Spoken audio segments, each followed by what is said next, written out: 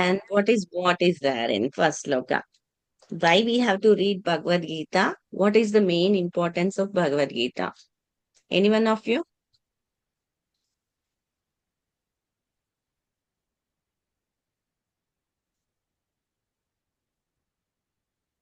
భగవద్గీత ఎందుకు చదవాలి? ఎందుకు భగవద్గీతయే చదవాలి?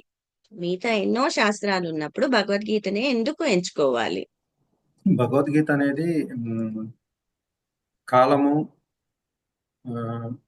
ఇవన్నీ ఎక్స్ప్లెయిన్ 5 రకాలుగా ఎక్స్ప్లెయిన్ చేస్తుంది కాబట్టి చదవాలి మాతాజీ. ఆ తర్వాత మనం ఎవరు, మన ఐడెంటిటీని తెలిపేదే భగవద్గీత.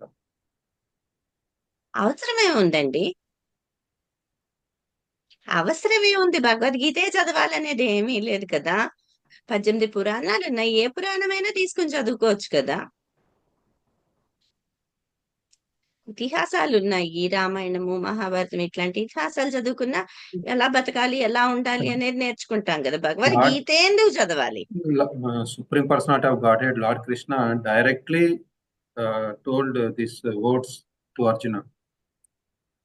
ఆ supreme personality of Godhead అంటున్నారు కృష్ణ అని. మరి కృష్ణకి ఆ క్యారెక్టర్స్ ఎవరు చెప్పారు? ఏంటి కృష్ణుడికి ఆ క్యారెక్టర్లు ఏంటి? ఏ క్వాలిటీస్ ఉన్నాయి అని కృష్ణుడిని supreme personality of God head అంటున్నాం? ఈ 6 ఒపులెన్సెస్ కృష్ణుడికి ఫర్దర్ చాప్టర్స్ లో. 6 ఒపులెన్సెస్ ఉన్నాయని చెప్తున్నారు. అవేంటి? ఎందుకని ఇచ్చారు? ఎక్కడి నుంచి వచ్చాయి? ఎవరు చెప్పారు? అది సుప్రీం పర్సనాలిటీ కృష్ణ అన్నప్పుడు మీరు చెప్పాలి అవి ఏంటి అనేవి, ఎందుకు వచ్చాయి, ఎవరు చెప్పారు అనేది. ఇప్పుడు నేను అడిగేది ఏంటంటే భగవద్గీత ఎందుకు చదవాలి? చాలా ఇతిహాసాలు, పురాణాలు, రకరకాల వేదాలు ఉన్నాయి, రకరకాల మంది రాసినవి ఉన్నాయి. మరి మనం భగవద్గీత ఎందుకు చదవాలి? ప్రభాకర్ గారు మీరు చెప్పండి. అంత ఐడియా లేదు మాతాజీ. భగవద్గీత ఎందుకు చదవాలంటే ఇప్పుడు చాలా మందికి చాలా ఉన్నాయి కదా. ఒక్కొక్కరికి ఒక్కొక్కరు అంటే ఇష్టంగా ఉంటుంది. ఒక్కొక్కరికి రాముడు అంటే ఇష్టం, ఒక్కొక్కరికి హనుమంతుడు అంటే ఇష్టం, ఒకరికి కృష్ణుడి. రకరకాలుగా దశావతారాల్లో ఎన్నో ఎన్నో అవతారాలు ఉన్నాయి కదా. దశావతారాలే కాకుండా ఎన్నో నిగుడ రూపాలు ఉన్నాయి, ఎన్నెన్నో భగవంతులు ఉన్నారు కదా. దేవతలు అందరూ ఉన్నారు. ఒక్కొక్కరికి ఒకళ్ళు అంటే ఇష్టం. మరి అలాంటప్పుడు మనం భగవద్గీతని ఎందుకు చదవమంటున్నాం? దానికి ఒక ప్రాముఖ్యత ఏంటి?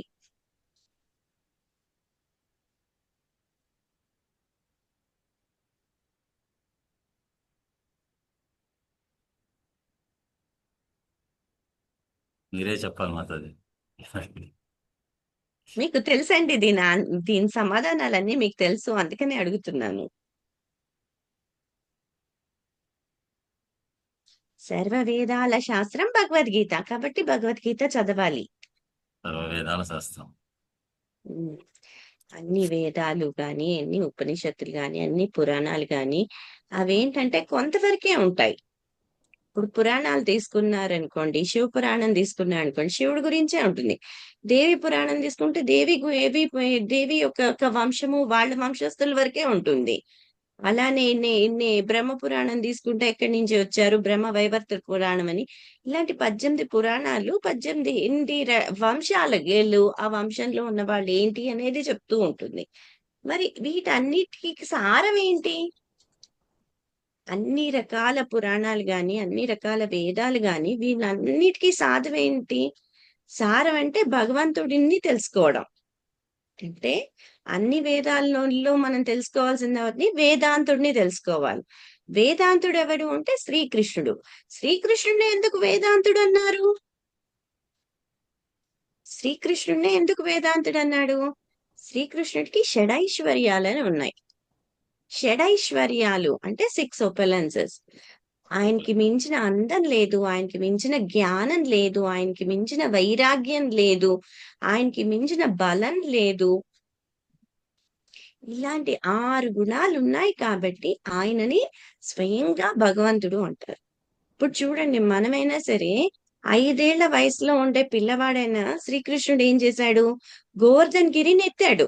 గోవర్ధన్ గిరిని ఏ వేలుతో ఎత్తాడు? చిటికెన వేలుతో ఎత్తి 7 రోజులు ఉన్నాడు. రోజులు ఏం చేశాడు, ఆ బృందావనంలో వాళ్ళందరికీ కావలసిన నీడ ఇచ్చాడు. అంటే వర్షం పడి అన్ని తుఫాన్ లాగా వచ్చినప్పుడు అక్కడ ఆ కొండనెత్తి అక్కడ ఏం చేశారు, అక్కడ వీళ్ళందరూ నించుని సేద తీరారు. కాబట్టి చిటికెన వేలుతో ఎత్తాడు. మనం మన చిటికెన వేలుతో ఒక్క పెన్ అయినా సరే ఒక్క 2 నిమిషాలు ఎత్తలేస్తామా? చిటికెన వేలంటే మనకి ఎక్కువ పెళ్లిలో తప్పితే ఇంకా దేనికి పనికిరాదు అనుకుంటాం. అలాంటిది చిటికెన వేలుతో గోవర్ధనాన్ని ఎత్తాడు. అంత బలశాలి భగవంతుడు. మరి మనకు ఆ బలం ఉందా? లేదు కదా. అలానే మనం అందాన్ని తీసుకున్నాం అనుకోండి, మనం ఇప్పుడు చూస్తూ ఉంటాం మిస్ యూనివర్స్‌లు ఇలాంటి వాళ్ళని చూసేటప్పుడు వాళ్ళే చాలా అందంగా ఉన్నారనుకుంటా. అలాంటి ఎ కృష్ణుడిని ఏమంటారంటే మదన మోహన మోహిని అంట. మదన మోహనుడు. అంటే ఏంటి? మదనుడిని మోహించే. అంటే మదనుడినంటే రతి మన్మధుళ్ళు అనేవాళ్ళేంటి? ఎప్పుడు మదన ఎప్పుడు రతీదేవి ఎప్పుడు మన్మధుడిని మోహించే ఉంటుంది మన్మధుడినంటే. మన్మధుడికే ఆహ్, ఆయ ఆయనకున్న అందము ఇంకెవ్వరికీ ఉండదు. అలాంటిది 1000 మన్మధులు ఎలా ఉంటారో అలాంటి అందం కృష్ణుడికుంటుంది. ఆ కృష్ణుడిని మోహించబడేదేంటి? మదన మోహన మోహిని రాధాదేవికుంటుందన్నమాట. కాబట్టి సర్వాన్ని అందంగా ఎవరుంటారు? కృష్ణుడికి మించిన అందం లేదు.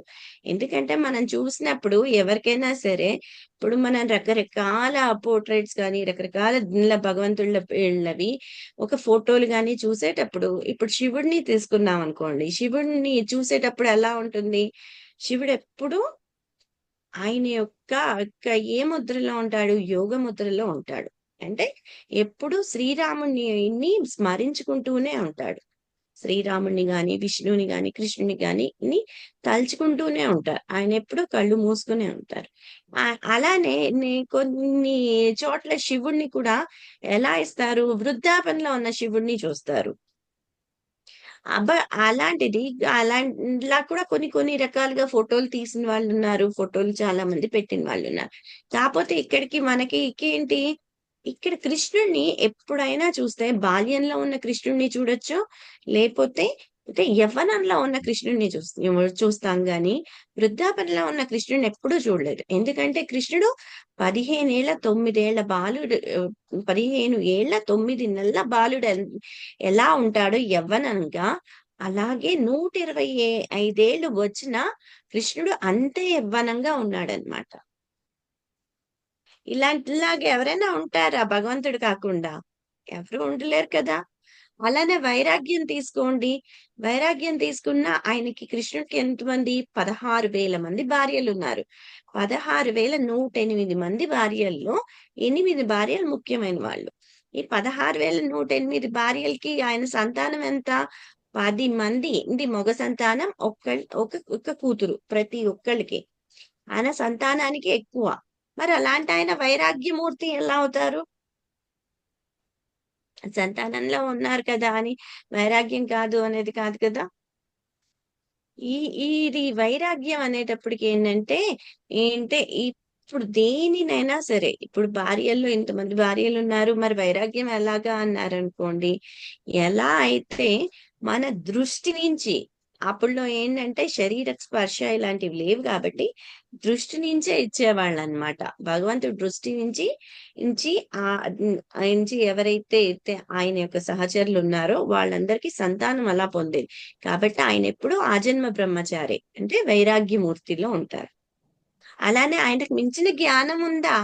ఆయనకి తెలియని జ్ఞానం అంటూ ఉందా? 64 రోజుల్లో 64 కళలు. వీళ్ళు ఏమంటారు? పిండి కొట్టేసినట్టు అంటారు కదా.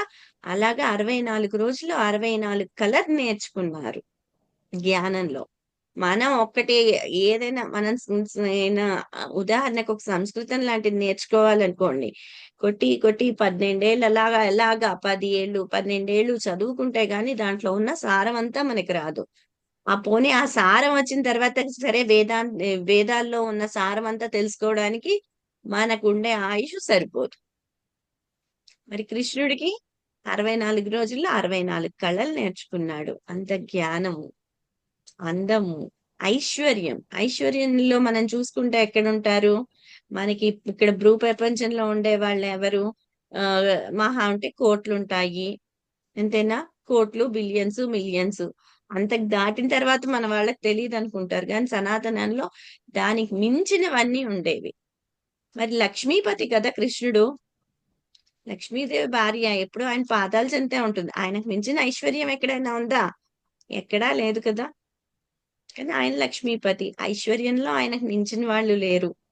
ఇలాంటి 6 గుణాల వల్ల కృష్ణుణ్ణి స్వయంగా భగవంతుడు అని చెప్తారు. ఎవరు చెప్పారు?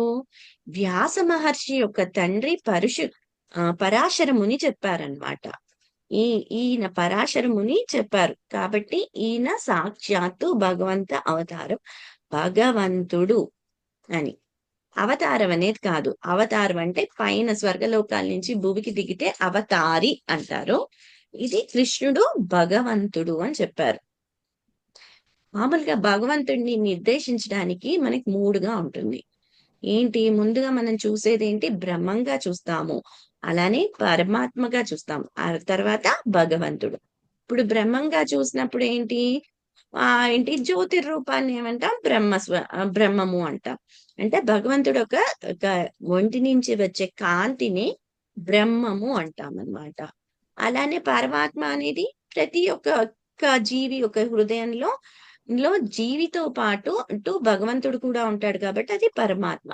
మరి భగవంతుడు అంటే ఈ రెండింటిని కలిపి భగవంతుడికి ఒక రూపం ఉంది అని చెప్పేది భగవంతుడి యొక్క శాస్త్రాధారం. ఇది భగవంతుడి గురించి. మరి ఇక్కడ భగవద్గీతకు వస్తే అన్ని రకాల భగవద్గీతలు ఉన్నాయి. చాలా చాలా రకాల భగవద్గీతలు ఉన్నాయి. మరి అవన్నీ వద్దని మనం శిలా ప్రభుపాదులు రాసిన భగవద్గీతని ఎందుకు చదవాలి? అవసరం ఏముంది? భగవద్గీత భగవంతుడే చెప్పాడు. డిసిప్లిన్ సక్సెషన్ లో వస్తుంది మాకు కృష్ణుడు. అవును, డిసిప్లిన్ సెక్షన్ లో వస్తుంది, ఒక గురు పరంపరలో వస్తుంది కాబట్టి ఈ భగవద్గీతను చదవడం మంచిది. ఇంకా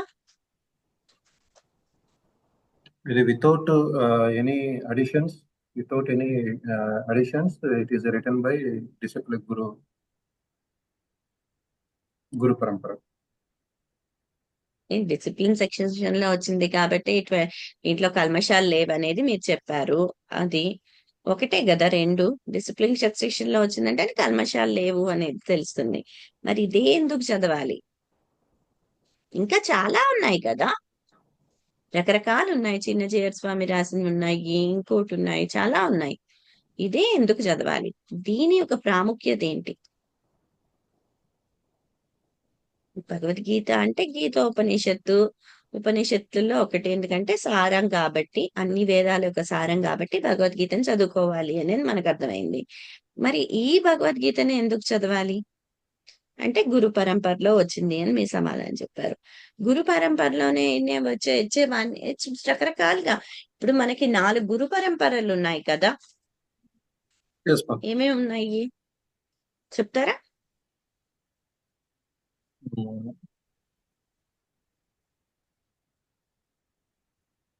గుర్తున్నాయండి?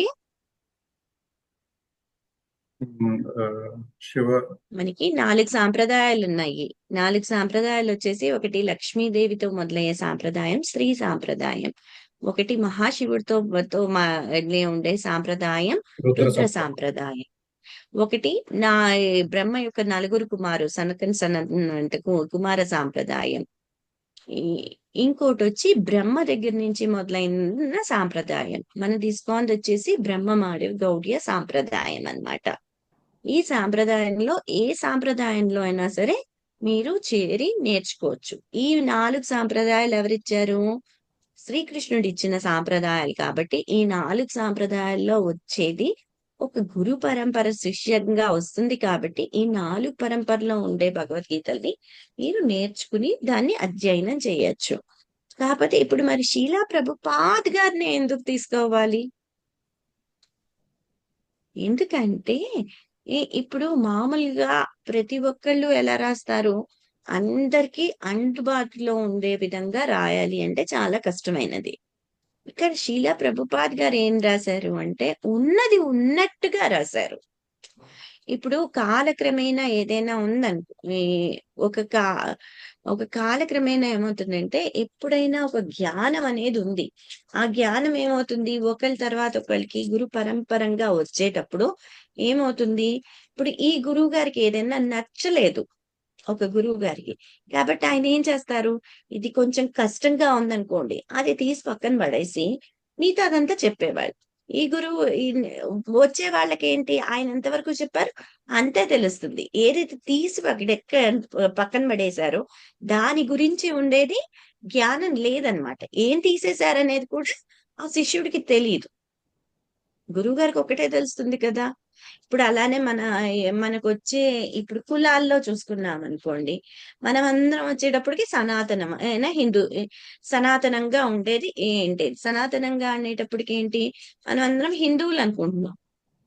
యాక్చువల్ గా ఏంటంటే ముస్లిం రాజులు ఎవరైతే మన భారతదేశం మీద దండెత్తారో వాళ్ళకి హిందూ అని పలకడానికి రాక హిందూని కాస్త హిందూ అని చేశారు. కాబట్టి ఇప్పుడు మనం అందరం ఏమంటాం, హిందువులం అంటున్నాం. కాకపోతే ముందేముంది, హిందువులం. ఇండస్ వ్యాలీ సివిలైజేషన్ లో ఇండస్ అంటాం కదా, అలాగా హిందువులం అనేది. హిందువులం వాళ్ళకి అడ్డం రాక ఏం చేశారు, హిందువులు అన్నారు. ఇప్పుడు హిందువులు అంటున్నారు అందరినీ. అవునా. ఇప్పుడు ముస్లింలు అనే వాళ్ళు కూడా మన అన్న వాళ్లే కదా. ఎక్కడ జీవికైనా ఉండేవి ఇవి ఒకే సాంప్రదాయము, భగవంతుడు ఇచ్చింది ఒకటే. మరి వాళ్ళల్లో కొంతమందిని హిందీ ఏమంటారు, ఇప్పుడు క్రిస్టియన్స్ ని తీసుకున్నాం అనుకోండి, son of I'm the son of God అంటాడు క్రైస్ట్. మొహమ్మద్ ప్రాఫెట్ చూసుకున్నాం అనుకోండి, I'm the messenger of God అంటాడు. ఇప్పుడు వీళ్ళేంటి ఆకారాన్ని, ముస్లిం వాళ్ళేంటి భగవంతుడికి ఆకారం లేదు, మాకు ఖురాన్ ఇచ్చాడు, ఖురానే అన్నీ అని అంటాడు. అల్లా అంటే గొప్ప శక్తి అంటాడు. మరి ఇక్కడ క్రైస్తుకి వచ్చేటప్పటికి నేను నేను I'm the son of God అంటాడు. అంటే ఏంటి, మన సనాతనంలోనే కొంతమంది ఏమయ్యారు, వ్యతిరేకంగా వెళ్ళిపోయే వాళ్ళందరూ కొంతమంది ఇటు వెళ్ళి అటు వెళ్ళి. మరి ముస్లింలు చూసుకున్నాం అనుకోండి, మన చంద్రుడినే గుర్తుగా తీసుకుని వాళ్ళ ఏళ్ల యొక్క ఈద్ అంటారు, ఇంకోటి అన్నిటికీ చంద్రుడినే తీసుకుంటారు కదా. మరి చంద్రుడిని ఎక్కడి నుంచి తీసుకున్నారు, అన్ని శాస్త్రాల ప్రకారం చంద్రుడు అంటే మనకు వచ్చేది హిందువులు ఒక్కరికే వస్తుంది. మరి ముస్లింలు కూడా పాటిస్తున్నారు కదా, క్రిస్టియన్లు పాటిస్తున్నారు. అంటే అందరిది సనాతనమే, కాకపోతే విడివిడిగా అయిపోయింది. ఎలా అయితే జ్ఞానం వచ్చేటప్పటికి ఒక సాంప్రదాయం నుంచి ఇంకో సాంప్రదాయానికి గాని, ఒక తరం నుంచి ఇంకో తరానికి వచ్చేటప్పటికి ఎలా అయితే కొన్ని అంటే ఆ సమయాన్ని బట్టి మారుతూ ఉంటాయి కదా, అలాగా మారిపోతూ వస్తుంది. అలాంటిది కాదు భగవద్గీత అనేది. ఎలాంటిదైతే ముందు భగవంతుడు బ్రహ్మకి ఏదైతే ఉపదేశించాడో అదే ఉపదేశం ఇక్కడ శీల ప్రభుపాద్ గారు చెప్పింది కూడా అలాంటిది అలాగే ఉంది. అందుకని భగవద్గీత యాజ్ ఇట్ ఈస్ అని చెప్తాం. అందుకని శీలా ప్రభుపాద్ అంటే మనకి ఏ సాంప్రదాయంలో అయినా సరే భగవంతుడు ఏది చెప్పాడు అదే మనకు చెప్పాలి. కొన్ని తీసివేతలు, కొన్ని కూడికలు ఇలాంటివి లేకుండా ఉండడానికి మనం ఏం చేస్తున్నాం, భగవద్గీత యాజ్ ఇట్ ఈస్ అనేది నేర్చుకుంటున్నాం అన్నమాట. అందుకని మన శీలా ప్రభుపాద్ రాసిన భగవద్గీతని మనం తీసుకుంటున్నాం. అలానే భగవద్గీత అనేది వేదాల యొక్క సారం కాబట్టి, అలానే భగవద్గీతని ఏమంటారు, గీతోపనిషత్. అంటే మనకి 108 ఉపనిషత్తులు ఉన్నాయి. 108 ఉపనిషత్తులు ఉన్నా సరే దీన్ని కూడా ఒక భగవద్గీతను కూడా ఉపనిషత్ అంటారు. భగవద్గీతలో ముందుగా ఏంటి, శ్రీ భగవాను వాచ అంటారు. అంటే భగవంతుడే స్వయంగా చెప్పాడు కాబట్టి ఇది భగవద్గీతను ఏమంటారు, భగవంతుడు పాటగా అంటారు, లేకపోతే జీవిత యొక్క సత్యాన్ని తెలుసుకోవచ్చు అంటారు, లేదా జీవి ఎలా నడుచుకోవాలి తెలుసుకోవడానికి భగవద్గీత మనకి నేర్చుకోవాలి. మనం ఎలా ఉండాలి, ఇప్పుడు భౌతిక దేహంలో ఉన్నాం కాబట్టి భౌతిక దేహంలో మనం పాటించవలసిన ధర్మాలేంటి, మనం ఎలా ఉండాలి, ఎలా నడుచుకోవాలి, అలానే మనం బతుకున్న వరకు ఎలా సంతోషంగా ఉండాలి, ఎలాంటి ఆహార నియమాలు ఉండాలి, ఎలాంటి పనులు చేయాలి, ఎలాగ మన మనస్థితి ఉండాలి, అంటే ఎలాంటిది అనేది మనం నేర్చుకోవడానికి భగవద్గీత తోడ్పడుతుంది. భగవద్గీత మరి ఇది తోడ్పడేది మామూలు పుస్తకం కాదు కదా. భగవంతుడి నుంచి సాక్షాత్గా భగవంతుడి నోటి నుంచి వచ్చింది భగవద్గీత.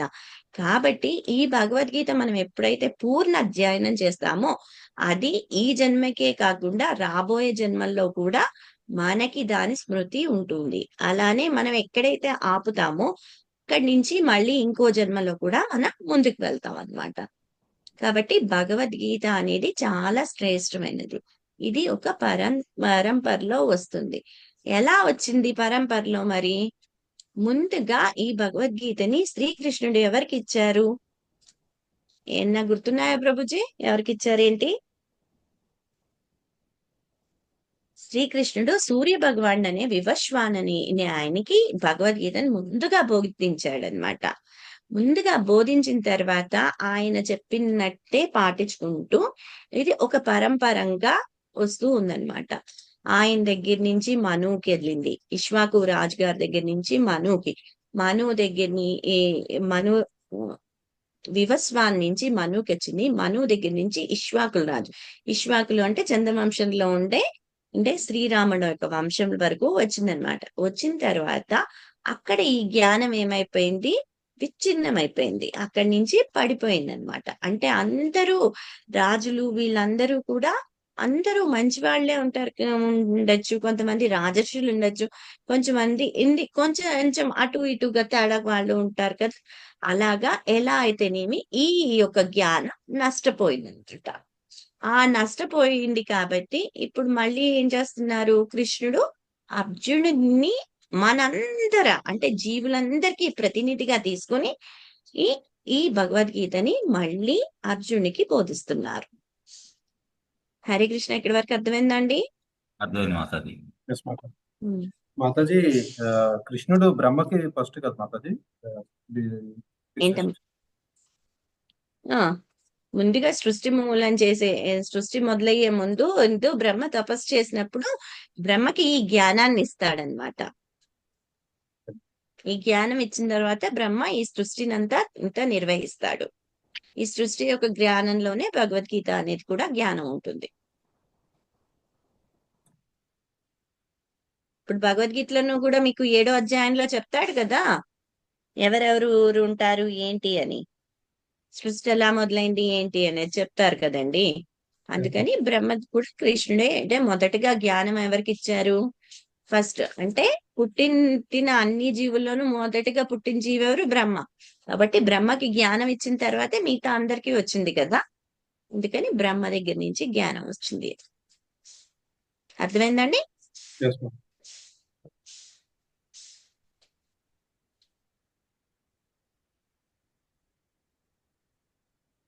సరే, మొదటి అధ్యాయం మొత్తం చదివేశారు కదా, ఎంతవరకు అర్థమైంది?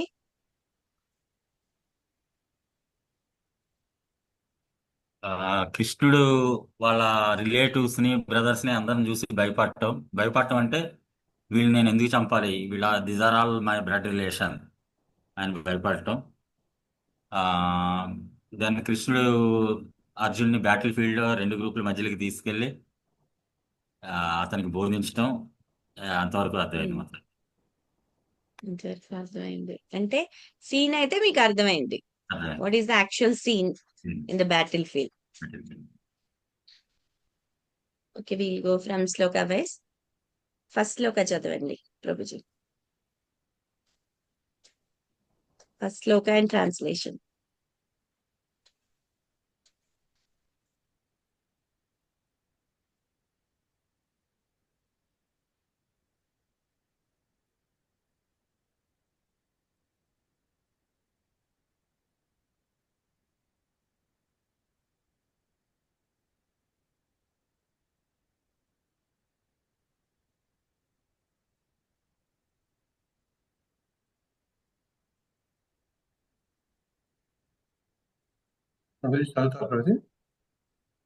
చదవండి ప్రభు.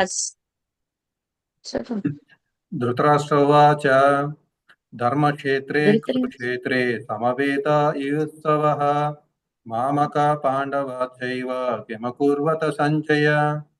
Translation.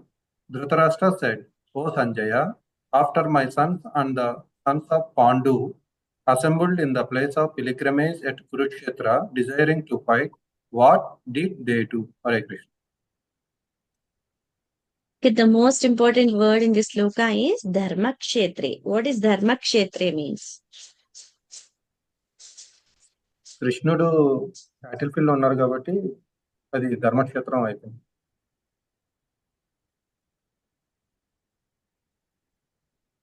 ప్రభు కృష్ణుడు ఎక్కడున్నాడు?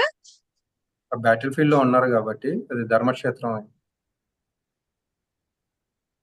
అలా అయిందా ధర్మక్షేత్రం? ధర్మక్షేత్రం అంటే the place of pilgrimage. Dharmakshetram ఎందుకు అయ్యింది అంటే దాన్ని దానికి వచ్చేసి ప్రీవియస్ స్టోరీస్ ఏంటంటే అక్కడ పరశురాముడు ఇతర దేవతలు అందరూ కూడా అక్కడ తపస్సు చేసేవాళ్ళు అనమాట. తపస్సు చేసి భగవంతుడి యొక్క అష్టాంగం పొందారనమాట. అంటే ఎప్పుడైతే వాళ్ళు తపస్సు చేస్తారో ఆ తపస్సు నచ్చినప్పుడు భగవంతుడు అక్కడ సాక్షాత్కరిస్తారు కదా. ఆ సాక్షాత్కారం అక్కడ అయ్యింది కాబట్టి అక్కడ ధర్మం ఎప్పుడూ నిల్చుంటుంది కాబట్టి దాన్ని ధర్మక్షేత్రం అంటారు. అది ఒక రాజు. ఇంకోసారి ఏమవుతుందంటే ఎప్పుడైతే మనలో ఇప్పుడు ఏంటంటే చంద్రగ్రహణము, సూర్యగ్రహణము ఇలాంటి గ్రహణాలు వచ్చినప్పుడు సనాతనంగా రాజులు గాని రాణులు గాని వీళ్ళందరూ ఏం చేసేవాళ్ళంటే ఆ రోజు అనేక మంది గోవుల్ని దానాలు చేసేవాళ్ళనమాట.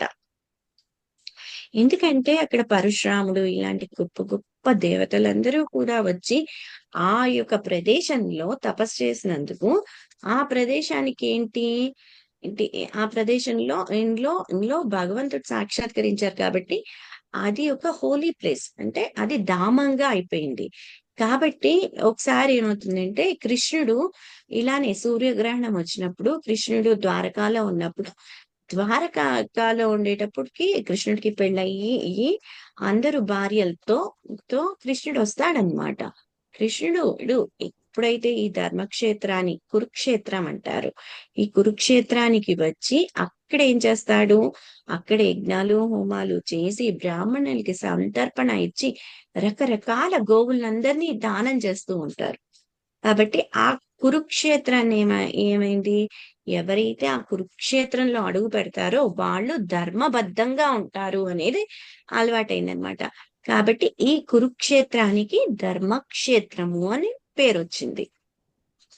కృష్ణుడు ఉన్నాడు కాబట్టి ధర్మక్షేత్రం అయిపోలేదు. కృష్ణుడు యుద్ధానికి వచ్చినప్పుడు ఉన్నాడు అంతే. యుద్ధం ఎన్ని రోజులు జరిగింది? 18 రోజులు జరిగింది. 18 రోజుల్లో 64 కోట్ల మందిని సంహరించేశారు. 64 కోట్లు, 1-2 కోట్లు కాదు యుద్ధం, అంత మందిని సంహరించారు. అంటే అక్కడ ఆ ధర్మ దేవత, మీరు ఎలా అయితే ధర్మానికి ఒక దేవతగా తీసుకుంటే ఆ ధర్మ దేవత ఆ కురుక్షేత్రంలో ఉంటుంది కాబట్టి దాన్ని ధర్మక్షేత్రము అంటారు. ఇక్కడ కౌరవులందరూ అది యుద్ధం చేశారు కాబట్టి దాన్ని కురుక్షేత్రము అంటారు. కురుక్షేత్రము, ధర్మక్షేత్రము. మరి ఇప్పుడు ఈ రెండు అర్థమయ్యాయి. మరి మనం ఇక్కడ ధృతరాష్ట్రుడు ఎందుకు అడగాలి? యుద్ధం చెయ్యాలి అని వెళ్ళినప్పుడు ఇద్దరు యుద్ధం చేస్తారు కదా.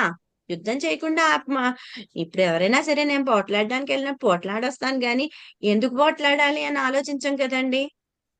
ఏదైనా ఉంది, నాకు కావాల్సింది ఏదైనా ఉంది, ఎవరైనా లాక్కుంటే ఏం చేస్తాము, నాది అని లాక్కొచ్చడానికి మనకి ఎంత రైట్ ఉందో అంతే ఉంటుంది కదా. ఇక్కడ ఒక పక్క కౌరవులు ఉన్నారు, ఒక పాండవులు ఉన్నారు. ఇప్పుడు స్వయంగా మనం చూసుకుంటే ఏంటి, తరతరాలుగా చూసుకుంటే ఇప్పుడు ఎప్పుడైతే ధృతరాష్ట్రుడు, పాండురాజు, విదురుడు వీళ్ళు ముగ్గురు అన్నాతమ్ముళ్ళు. కాకపోతే ఇక్కడ ఏంటి, ధృతరాష్ట్రుడు పుట్టినప్పుడే గుడివాడు కాబట్టి ఆయనకి రాజ్యం చేసే అధికారం లేదు కాబట్టి ఆయనను వదిలేశాడు. విభీషణుడు విదురుడు దాసీపుత్రుడు కాబట్టి ఆయన్ని వదిలేశారు. మరి ఇప్పుడు ఉన్నదెవరు? పాండురాజే సమర్థుడు రాజ్యం చేయడంలో. కానీ పాండురాజుకి ఎజ్జికి హస్తినాపురాన్ని ఒక రాజ్యాన్ని ఇచ్చారు. ఇచ్చిన తర్వాత ఏమైంది, పాండురాజు అడవికి వెళ్ళి యుద్ధం చేసేటప్పుడు అప్పుడు గాని అలాంటప్పుడు అంతా బానే ఉంది. ఎప్పుడైతే పాండురాజు వేటాడడానికి వెళ్తాడో అక్కడ ఏం జరుగుతుందంటే, ఒక మునిని లేడనుకుని బాణం వేసేటప్పటికి ఒక మునిని చనిపోతాడనమాట. ఆ ఈ ముని యొక్క భార్య, ఇద్దరు ఏంటంటే ఆ ముని యొక్క శరీరంతో అయితే ముని యొక్క తేజస్సు, ఆయన చైతన్యం ఎలా ఉంటుంది, భగవంతుడిని పొందాలనే ఉంటుంది. కాబట్టి అలా కాకుండా వాళ్ళిద్దరూ ఏం చేశారు, వాళ్ళిద్దరూ కొంచెం సిద్ధిమంతులు కాబట్టి వాళ్ళిద్దరూ లేడీ స్వరూపంలో వచ్చారనమాట. ముని యొక్క భార్య, వాళ్ళిద్దరు లేడీ స్వరూపంలో ఇద్దరు ఆడుతున్నప్పుడు ఇక్కడ పాండురాజుకు తెలియదు కదా వాళ్ళెవరు, వాళ్ళిద్దరిని చంపేస్తాడని బాణంతో. చంపేటప్పటికి మునిని ఏమంటాడంటే, ఎప్పుడైతే అయితే మీ భార్యతో మీరు ఆవేశంలో ఉంటారో ఇప్పుడు ఇద్దరు చనిపోతారు అని ఇస్తాడు. అంటే ఎప్పుడైతే భార్యను ఆలింగనం చేసుకుంటే వాళ్ళిద్దరు చనిపోతారు అదే అని ఈ ముని శాపం పెడతాడు.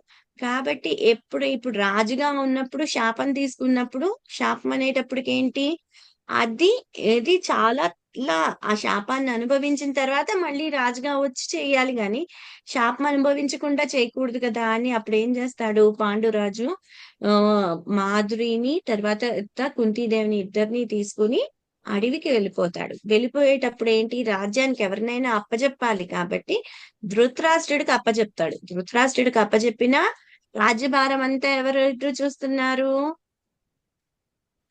అక్కడ ఉండేది భీష్ముడు ఉన్నాడు కదా, భీష్ముడు చూసుకుంటుండే. అంటే రాజ్యభారంలో ఏమేమైతే సమస్యలు ఉన్నాయి అవన్నీ కూడా భీష్ముడి వరకు చూసుకుంటూ, భీష్ముడితో పాటు ధృతరాష్ట్రుడు కూడా చూడాలి అని ఉంచారు.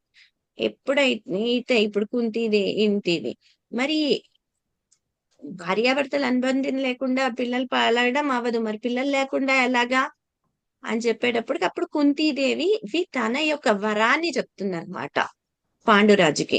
నేను ఎప్పుడైతే కుంతీదేవి 9 ఏళ్ల బాలికగా ఉన్నప్పుడు దుర్వాస ముని వాళ్ళ యొక్క ఇంటి రాజ్యంలోకి ఎప్పుడైతే వస్తారో ఆయనకి ఎవరైనా సపర్యలు చేయాలంటే ఆయన ఏంటి ముక్కోపి దుర్వాస మహాముని కాబట్టి ఆయన ముక్కోపి కాబట్టి ఆయనకి ఎవరైనా పరిచర్యలు చేయాలంటే చాలా భయపడేవాడు. అలాంటప్పుడు ఈ అమ్మాయి కుంతీదేవి చిన్న పిల్లగా ఉండేది, 9 ఏళ్ల పిల్లగా. అలాంటప్పుడు ఈ అమ్మాయి వెళ్ళి ఆయనకి పరిచర్యలు చేసి ఆయనకి భోజనం పెట్టి అన్ని చూసుకునేది.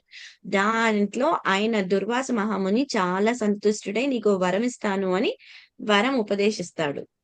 ఆ వరం ఏంటంటే, నువ్వు ఎట్లాంటి దేవతలనైనా సరే నువ్వు పిలిచినప్పుడు వాళ్ళు నీకు ఒక పుత్రుడిని ఇస్తారు అని నీ వరం. కాకపోతే పుత్ర సంతానాన్ని ఇస్తారు అని వరం ఇచ్చారు. కాకపోతే చిన్నపిల్ల కదా, చిన్నపిల్లకి ఏముంటుంది, అది నిజమా కాదా, ఈయన వరం అని చెప్పాడు, అది నిజమా కాదా నేను చూసుకోవాలి అని ఏం చేస్తుంది, ఎక్కడైతే ఒక చిన్న చెరువు గట్టు దగ్గరికి వెళ్ళేసి అక్కడ సూర్య భగవాను చూస్తూ ఆ మంత్రాన్ని 3 మార్లు జపిస్తుంది. జపించగానే సూర్యుడు వచ్చి ఈవిడికి ఏమిస్తారు, కర్ణుడిని కొడుగ్గా ఇస్తాడు. అయితే అప్పటికి 9 ఏళ్లకి కుంతీదేవికి వివాహం అవ్వదు. వివాహం అవ్వకుండా పుత్రుడిని తీసుకువెళ్ళే అంత ఉండదు. ఎందుకంటే వివాహం కాకుండా ఎవరినైనా పిల్లల్ని కంటే అది చాలా మహాపాపం కింద అవుతుంది. కాబట్టి ఇది ఎలాగా అని అప్పుడు సూర్యుడితో అంటే, లేదు నేను కవచ కండలాలతో పుట్టించాను అబ్బాయిని, కాబట్టి నువ్వు ఇక్కడ ఈ నదిలో వదిలేసేయి, ఆయన ఆలనా పాలన నేను చూసుకుంటాను అంటాడు. కాబట్టి ఆవిడ ఒక బుట్టలో పెట్టేసి వదిలేయడం జరుగుతుంది. తర్వాత కుంతీదేవికి పాండురాజుతో వివాహం అవుతుంది. ఎప్పుడైతే పాండురాజు విలిపిస్తూ ఉంటాడో నాకు సంతానం లేదు అని, అప్పుడు కుంతీదేవి మళ్ళీ ఆ వరాన్ని గురించి చెప్తుంది. చెప్తే సరే అప్పుడు ఎండురాజు చెప్తాడనమాట, ఈ దేవతల్ని వీళ్ళని ఉద్దేశించు అప్పుడు అని. ముందుగా యమధర్మరాజుని ఉద్దేశిస్తే అప్పుడు యుధిష్ఠిరుడు పుడతాడు. పవనుణ్ణి ఉద్దేశిస్తే భీముడు పుడతాడు. ఇంద్రుడిని ఉపదేశిస్తే అర్జునుడిని పుడతాడు. అదే మాధురి అశ్విని కుమారులు ఇద్దరిని ఉద్దేశిస్తే నకుల సహదేవులు. ఇలా 5గురిని సంతానంగా ఉంటుంది. 5గురు సంతానం అయిన తర్వాత ఒక రోజు ఈయన భావోద్రేకంతో ఎంతో మాధురిని ఆలింగనం చేస్తున్నారు. ఇద్దరు చనిపోతారనమాట. పాండురాజు అక్కడికక్కడే చనిపోతాడు. చనిపోయిన తర్వాత అప్పుడులో మనకు ఒక ఆనవాయితీ ఉండేదన్నమాట. భర్త చనిపోతే భార్య కూడా సతీ సగమనం చెయ్యాలి అనేది. అప్పుడు కుంతీదేవి మాద్రి ఇద్దరు ఉన్నారు. మరి ఇది ఎవరు సగమనం చెయ్యాలి? కుంతీదేవి వెళ్ళిపోతే మళ్ళీ పిల్లలకి చూసే వాళ్ళు ఉండరు. కాబట్టి మాద్రి అంటే నా పిల్లల్ని నువ్వు బాగా చూసుకుంటావు కదా అని ఆవిడ సహగమనం చేసేస్తుంది. ఇప్పుడు ఈ 5గురు అడవిలో ఉండేవాళ్ళు, ఈ 5గురు వచ్చి ఇక్కడ ఎప్పుడైతే అడవిలో వీళ్ళు పెరుగుతూ ఉండేవాళ్ళు. కాకపోతే ఎప్పుడైతే భర్త వెళ్ళిపోయిన తర్వాత కుంతీదేవి పిల్లలతో పాటు అక్కడ ఉండడం మంచిది కాదని అక్కడ ఉండే ఎవరైతే మునులు ఋషులు ఉంటారో వాళ్ళందరూ తీసుకొచ్చి మళ్ళీ హస్తినాపురంలో ఉంచుతారు. ఇలాగా హస్తినాపురంలో వీళ్ళందరూ పెరుగుతూ ఉంటారన్నమాట. మరి వీళ్ళందరూ పెరగడము, ఒకళ్ళంటే ఒకళ్ళు ఇష్టపడకుండా ఉండడము, చిన్న చిన్న గొడవలు అలాంటివి. ఇక్కడ ఆఖరికి ఏమైంది? జూదంలో ఓడిపోయిన తర్వాత మొత్తానికి కొంతవరకు అంటే ఎప్పుడైతే యవ్వనం స్థితిలో వస్తారో, యవ్వనం స్థితిలో వచ్చినప్పుడు ఏంటి? ఇప్పుడు రాజ్యాన్ని మొత్తం ఎవరికి ఇవ్వాలి? తమ్ముడు రాజ్యాన్ని ఈయన పరిపాలిస్తున్నాడు కాబట్టి తమ్ముడికే ఇవ్వాలి కదా, తమ్ముడు కొడుకులకి ఇవ్వాలి. అలా అయినా సరే ఇప్పుడు మరి ఇటు గాంధారికి 100 మంది కొడుకులు ఎలా పుట్టారు? 101. 100 మంది కొడుకులు, ఒక అమ్మాయి. వీళ్ళకి ఎలా పుట్టారు? ఎప్పుడైతే యుధిష్ఠిరుడు మొదటగా పాండుకి ఒక కుమారుడు జన్మించాడు అని తెలిసిందో అప్పుడు గాంధారి ఏం చేస్తుందంటే ఆవిడ కూడా కడుపుతో ఉంటుంది. కాకపోతే ఆవిడ కడుపుతో ఉండి అందరికి 9వ నెలలే పిల్లలు పుడుతూ ఉంటారు. కాకపోతే ఈమెకు అప్పటికి గర్భ నొప్పులు గాని ఏమి రావన్నమాట. ఎప్పుడైతే కుంతీదేవికి కొడుకు పుట్టాడు అంటుందో అప్పుడు ఈర్ష్యతో ఏం చేస్తుందంటే ఆవిడ గర్భాన్ని ఆవిడే పగలగొట్టేసుకుంటుంది. అప్పుడు పగలగొట్టుకున్నప్పుడు ఏమవుతుందంటే మాంసం ముద్ద బయటకు వస్తుంది. అప్పుడు వ్యాస మహర్షి వచ్చి ఆ మాంసం ముద్దని 101గా చీలుస్తాడు. 101గా చీల్చి అవి ఒక్కొక్క కుండ నిండా అంటే ఒక కుండకి నిండా నెయ్యిలో ఆ గర్భాన్ని ఉంచుతాడనమాట. ఉంచి ఇన్ని రోజుల తర్వాత అత్త తీయండి అంటే అన్ని రోజుల తర్వాత తీసేటప్పటికి ఏంటి అప్పుడు 101 మంది పిల్లల్ని కంటదనమాట గాంధారీదేవి. అలాగా ఇటు కౌరవులు ఇటు పాండవుల యొక్క జననం అవుతుంది. ఇది అయిన తర్వాత ఏంటి? వీళ్ళు కొంచెం వయసు, ఈ కౌరవులకి పాండవుల గురించి తెలియదు. అంటే పాండురాజు కొడుకులు కాబట్టి పాండవులు అంటున్నారు. ఇటు ఇదంతా కురువంశం కాబట్టి వీళ్ళని కౌరవులే అంటారు. కురువంశంలో జన్మించారు కాబట్టి వీళ్ళందరినీ కౌరవులు అంటున్నారు. మొత్తాన్ని చూసుకుంటే అందరూ కురువంశీకులే. కాకపోతే పాండురాజు పిల్లలు కాబట్టి పాండవులు అన్నారు 5గురిని. వీళ్ళందరూ కొంత వయసు వచ్చేంత వరకు ఇక్కడే ఉన్నారు. వాళ్ళు అడవిలో పెరిగారు. అడవిలో ఒక 4-5 ఏళ్ళ వరకు పెరిగి తర్వాత ఇటు హస్తినాపురానికి వచ్చారు. హస్తినాపురానికి వచ్చినా సరే వాళ్ళకి తండ్రి లేడు కాబట్టి భీష్ముడు తండ్రిలాగే చూసుకునేవాడు. ఎంత సమయానికి వచ్చిందంత ఎప్పుడైతే రాజ్యభారాన్ని మళ్ళీ ఇంకోళ్ళకి ఇవ్వాలి అన్నప్పుడు ధృతరాష్ట్రుడు ఎప్పుడు ఎవరికి ఇచ్చేవాడు? కొడుకు అంటే అమితమైన ప్రేమ కాబట్టి ధృతరాష్ట్రుడు దుర్యోధనుడికే రాజ్యం ఇవ్వాలి అనేది ఉండేది. నా కొడుకే రాజ్య పాలన చెయ్యాలి, నేనేవైతే సుఖాలు అనుభవిస్తున్నానో అవి నా కొడుకే అనుభవించాలి. పాండురాజు కొడుకుది కదా, గాని పాండురాజు కొడుకులకి ఇవ్వకూడదు అని. సరే మరి పెద్దవాళ్ళు అయ్యారు, యుద్ధ విద్యలు అన్ని నేర్చుకున్నారు, మరి వాళ్ళకు కూడా ఏదో ఒక రాజ్యం ఇవ్వాలి కదా అని ఏం చేస్తారు? ఇక మారుమూల అడవి ప్రాంతాన్ని ఇస్తారనమాట. అడవి ప్రాంతాన్ని ఇస్తే ఆ అడవి ప్రాంతానికి కృష్ణుడు అర్జునుడు వెళ్ళి అదంతా చేసి మాయా రావణుడి వల్ల ఇంద్రప్రస్థాన్ని నిర్వహిస్తారు. ఇంద్రప్రస్థాన భవనం వచ్చిన తర్వాత ఆ భవనానికి ఎప్పుడైనా మనం ఇల్లుకి కొత్తది కనుక్కుంటే ఏం చేస్తాం? గృహప్రవేశం చేస్తాం కదా. అలానే అందరు రాజుల్ని అందరినీ పిలిచి ఇంద్రభవనంలో అందరూ చూస్తారు అని. ఆ ఇంద్రభవనం ఎలా ఉంటుందంటే నీళ్లు పారుతున్నా అది నీళ్లలాగా అనిపిస్తుంది కానీ ఏముండదు. అక్కడ దుర్యోధనుడు ఒక మెట్టుకి అయ్యేటప్పటికి ద్రౌపది నవ్వుతుందన్నమాట. అది కూడా తెలుసుకోలేవా అని. అది ఫస్ట్ మెట్టు పడింది యుద్ధానికి. తర్వాత అయితే అయితే అక్కడి నుంచి అయితే ఎప్పుడైతే వచ్చేస్తాడో ఈ హస్తినాపురానికన్నా ఇంద్రప్రస్థ 1000 రెట్లు చాలా అందంగా ఉంది. ఆ ఒక కోట నిర్మాణము అదంతా బాగుంటుంది. అయితే దుర్యోధన్ కనిపిస్తుంది, మనం ఇచ్చిందే కదా, మనమే తీసేసుకుందాం. అహంకారం ఎలా అయిపోయింది చూసారా? వాళ్ళకి ఇచ్చేసాం, అది వాళ్ళది, వాళ్ళు ఏమైనా చేసుకోవచ్చు. కాకపోతే ఆ భవనము అది చూసేటప్పటికి ఏంటి, మనమే తీసేసుకోవచ్చు అని చెప్పి మళ్ళీ వీళ్ళని ఏం చేస్తారు, జూదానికి పిలిచి జూదంలో ఓడగట్టి కొట్టి మళ్ళీ ద్రౌపది దేవిని అశ్లీలంగా మాట్లాడడం ఇలా చేసిన తర్వాత ఏం చేస్తారు, వీళ్ళని మళ్ళీ 12 ఏళ్ళు వనవాసం, ఒక ఏడాది అజ్ఞాతవాసం చేసి వాళ్ళని పంపించేస్తారు. ఈ అజ్ఞాతవాసంలో గనుక మళ్ళీ ఈ పాండవులు పట్టుబడ్డారంటే మళ్ళీ 12 ఏళ్ల వనవాసం చెయ్యాలి, మళ్ళీ సంవత్సరం అజ్ఞాతవాసం చెయ్యాలి. ఇలాగ మరి 12 ఏళ్ళు అయిపోయింది, 13 ఏళ్ళు అయిపోయింది. అయిపోయిన తర్వాత మళ్ళీ పాండవులు వస్తారనమాట హస్తినాపురానికి. వచ్చినప్పుడు మళ్ళీ వెళ్ళి దుర్యోధనుడు ఏమంటాడంటే, అంటే నేను ఇవ్వను, ఈ రాజ్యం నాదే, ఇప్పుడు ముందు నుంచి ఇదే రాజ్యానికి నేనే రాజుని అనుకుని ఉన్నాడు. ఇప్పుడు ఈ 12 ఏళ్ళు 13 ఏళ్ళు అయిపోయింది. 13 ఏళ్ళు ఈ పాండవులందరూ అరణ్యవాసంలో ఉన్నారు, 13 ఏడు అజ్ఞాతవాసంలో ఉన్నారు. వీళ్ళకి అనుకోలేకపోయారు కాబట్టి వాళ్ళు మళ్ళీ వచ్చారు, మా రాజ్యం మాకు ఇవ్వండి అని. ఇవ్వనన్నారు.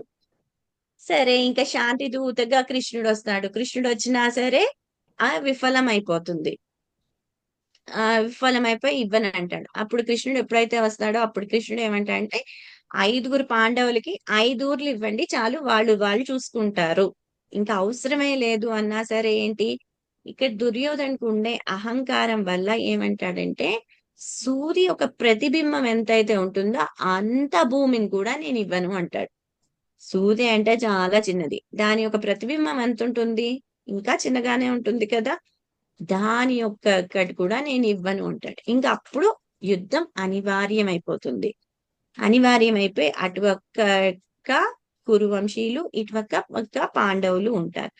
మరి ఈ కురువంశంలో అందరూ అంటే భీష్ముడు గాని ద్రోణుడు గాని వాళ్ళ ఎవరైతే దుర్యోధనుడు యొక్క భార్య వీళ్ళందరూ ఉంటారో వాళ్ళ రిలేటివ్స్ వీళ్ళందరూ వచ్చేటప్పటికి ఇటు వస్తారు. వాళ్ళ యొక్క కుటుంబ సభ్యులు, కుటుంబంలో ఉండే రకరకాల వాళ్ళు, తండ్రి పిన్న తండ్రి ఇలాంటి వాళ్ళందరూ ఇటు సైడ్ వస్తారు, కురువంశీయులతో వచ్చేస్తారు. మరి పాండవులు 13 ఏళ్ల అరణ్యవాసం చేశారు, వాళ్ళకి ఎవరు వస్తారు, పోనీ కృష్ణుడు ఉన్నాడా అంటే కృష్ణుడు అక్కడ పోనీ యుద్ధం చేయనన్నాడు, నేను ఆయుధమే పట్టుకోనన్నాడు. కృష్ణుడు సేన అంతా కూడా ఇటు దుర్యోధనుడికే ఇచ్చేశాడు, కృష్ణుడు ఒక్కడు ఇటు ఉన్నాడు. మరి వాళ్ళకు కూడా కావాల్సింది ఏంటి, వాళ్ళకు ఉండే అంటే ద్రౌపది దేవి తరపున ద్రుపదుడు ఉన్నాడు, వాళ్ళందరూ ఎవరైతే ద్రౌపది దేవి గాని కృష్ణుడి ఇప్పుడు అర్జునుడి యొక్క భార్య వీళ్ళందరూ చుట్టాలు అందరూ వచ్చి ఇటు పక్క పాండవుల దగ్గర ఉంటారు.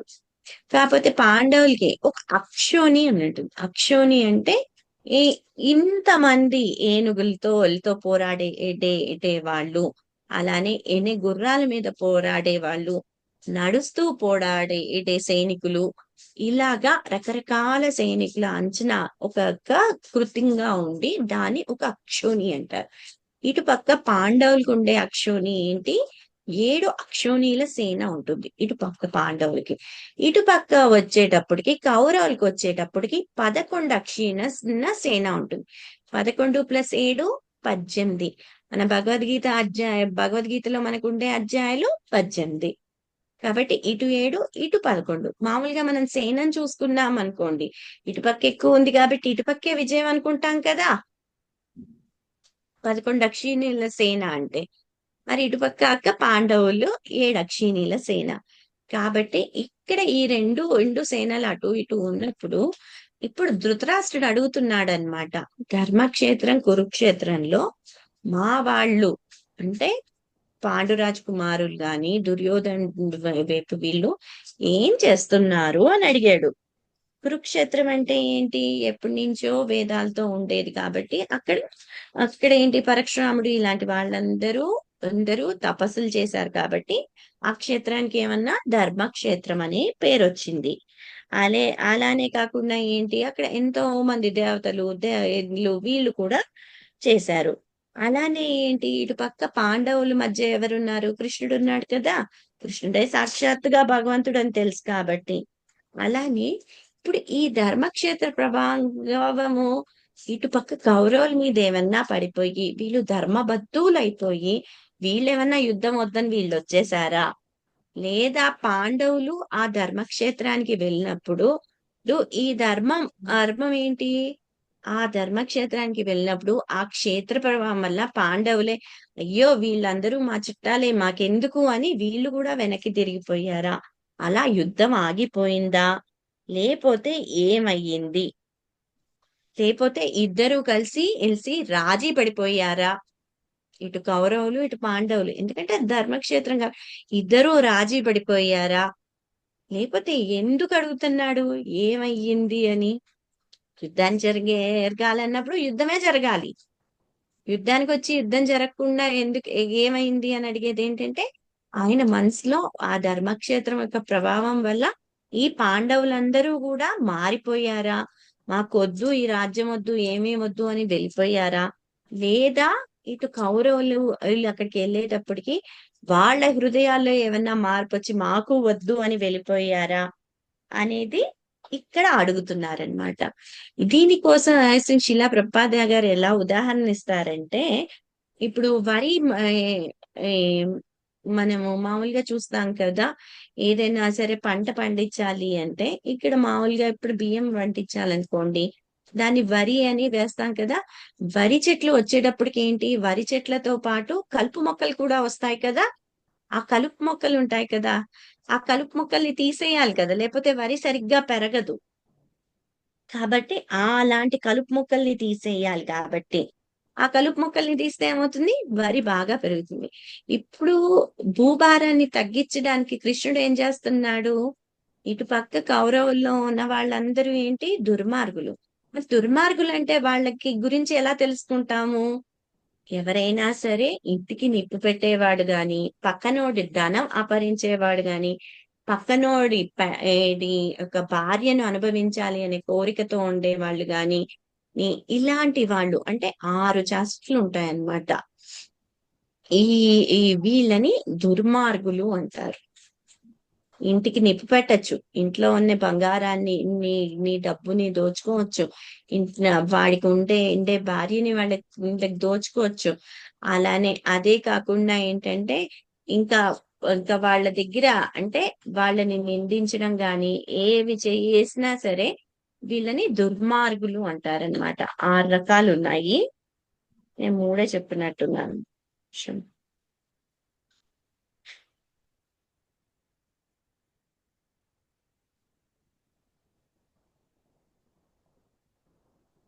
ఇంకొట్టి పెద్దవాళ్ళని నేను మళ్ళీ చెప్తాను. ఇంకో 3 ఉన్నాయి. 6 రకాలు. కాబట్టి ఈ 6 రకాల గుణాలు ఉండే వాళ్ళని దుర్మార్గులు అంటారనమాట.